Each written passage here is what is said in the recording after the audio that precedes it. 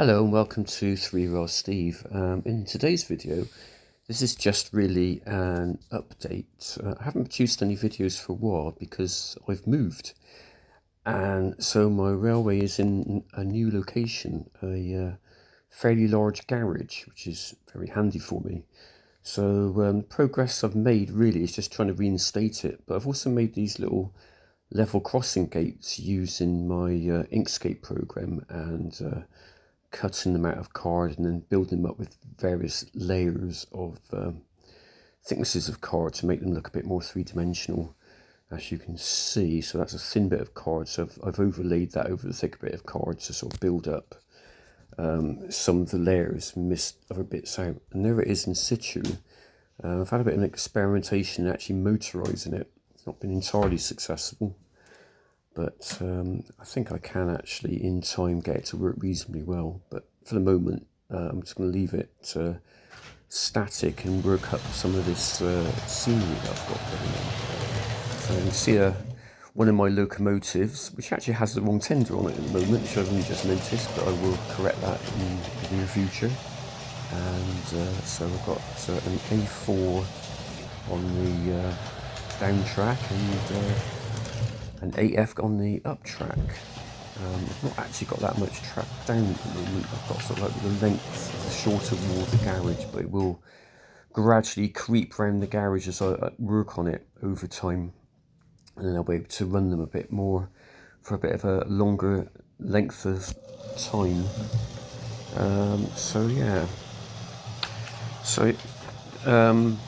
The aim obviously is to actually build it around the garage and follow my track plan that I have, and just gradually build the scenery up. So I'm going to concentrate on this one little corner, which is the sort of the mouth of the station, and try and get all the signalling and got managed to motorise most of the points. They all seem to work reasonably well. And the trains seem to run fine on the track, so my homemade 3-year-old track is working pretty well. And I'm pretty happy with it. So yeah, the focus of attention is this section that you can see. So there's going to be a beginning of a platform, a footbridge, basically all the things that you'd be able to see at Warmley Station from like the 1950s. There's my little AF popping through there. I was just going to pan around so you can see the sort of how big the layout potentially can be. So just going down the sort of the longer length of the garage there. It goes all the way into the corner right down to the garage door. I'm not too sure how I'm going to bridge that, but I'll come up with some sort of solution and then just pan it back round again. And I've got lots of handy shelving as well, which is useful for storing locomotives. I've got nowhere near the amount of stock that I actually own out at the moment, so I've just got a few odd bits and pieces just to basically check that it all works. So yeah, and there's my road that I'm gradually building up. So we'll be adding some extra bits of scenery, some other walls, and then it'll be sprayed up, ballasting of course as well, and I thought I'd just try and work through sections, get them completely finished, and before I move on to the next section, just see this other signal working using a little servo motor that I've got down there, which will obviously be hidden once the scenery is in place. It's all looking pretty nice actually.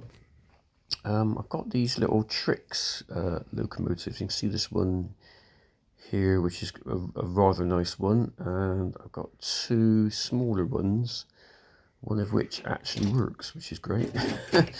So I managed to get one of them working, basically by cannibalising the other one. So this one works. Just quickly show you it running.